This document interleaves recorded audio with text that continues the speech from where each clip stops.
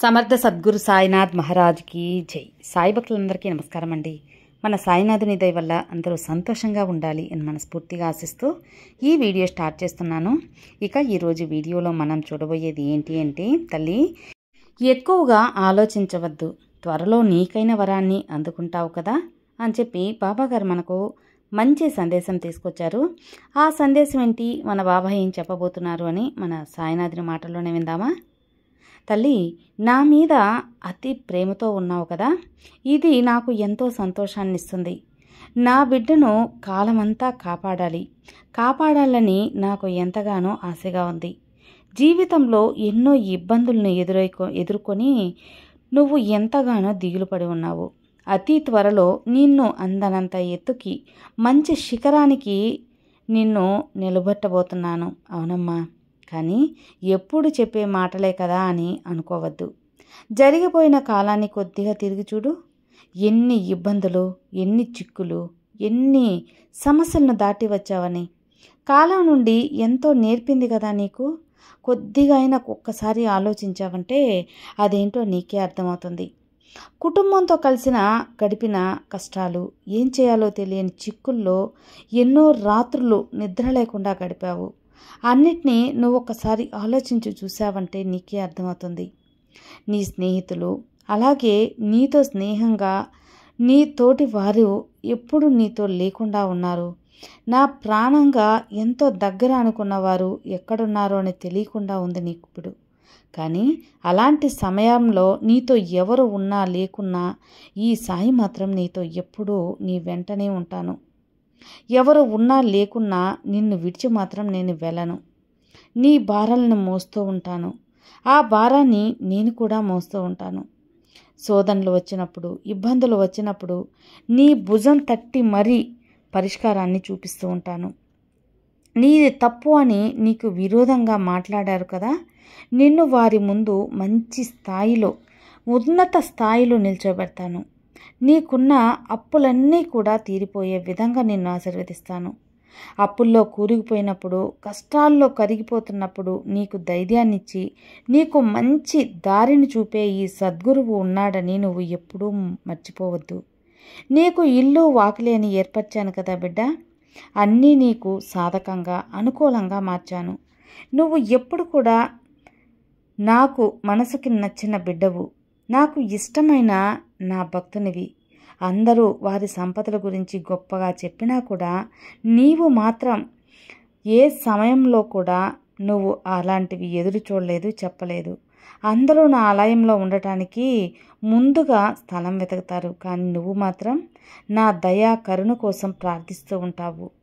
అందరూ వారి దిగులు పోగొట్టడానికి నా దగ్గరకు వస్తూ ఉంటారు, కానీ ఈ సాయిని చూడటానికే నా దగ్గరకు వచ్చావు కదమ్మా.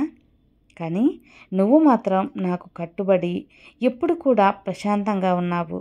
నీ కోరికలు తీరకపోయినా ఆరాటపడి నన్ను ఇబ్బంది పెట్టకుండా నువ్వు ఎదురు చూశావు ఓపికగా. నేను నీకు మంచి చేస్తాను అని ఎదురు చూశావు. నీకైన న్యాయం తప్పకుండా నేను చేస్తాను బిడ్డ, మంచే చేస్తాను. నన్ను నమ్మి ఇంతకాలం ఓపిక పట్టి కాలాన్ని దాటివేశావు, కానీ నీతోనే ఉండి నేను కాలం దాటాను అని గుర్తుంచుకో.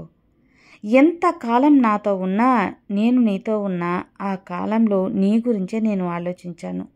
నా బిడ్డలు ఎప్పుడూ బాగుండాలి, ఈ సాయి భక్తులు ఎప్పుడూ సంతోషంగా ఉండాలి అని. అలా నా బిడ్డవు నువ్వు మారావు.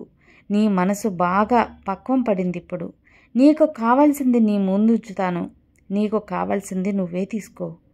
ఈ లోకంలో మంచివారితో పాటు చెడ్డవారిని కూడా నీ ముందుంచుతాను. ఏది మంచి, ఏది చెడ్డది, ఏం జరిగితే మంచిది అని నువ్వే నిర్ణయించుకో.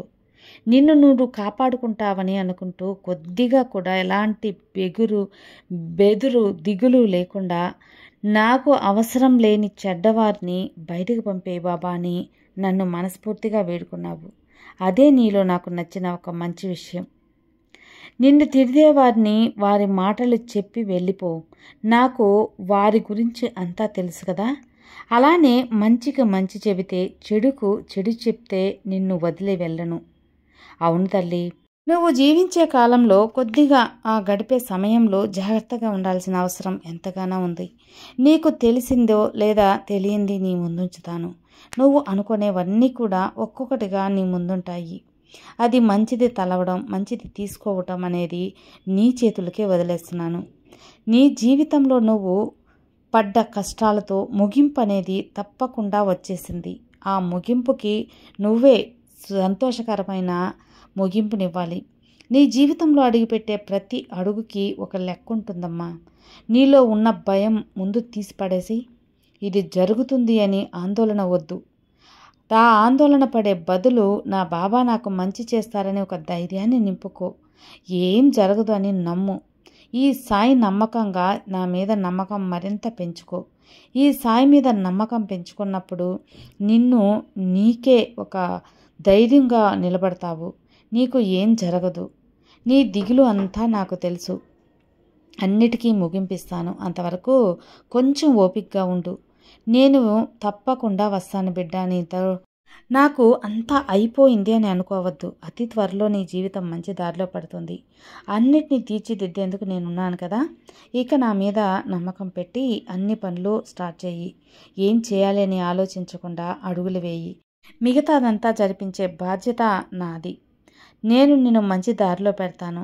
అన్నిటినీ నేను తీర్చిదిద్ది నా మీద నమ్మకం ఉంచి నీ పనులన్నీ నన్ను చేయగల నాకు ఆ యొక్క స్వేచ్ఛ అనేది ఏం చేయాలని మాత్రం నువ్వు ఆలోచించి అడుగు వెయ్యి. మిగతాదంతా నీ బాబా చూసుకుంటాను. మంచి ఆలోచనలు ఎప్పుడు కూడా మంచే జరుగుతుంది.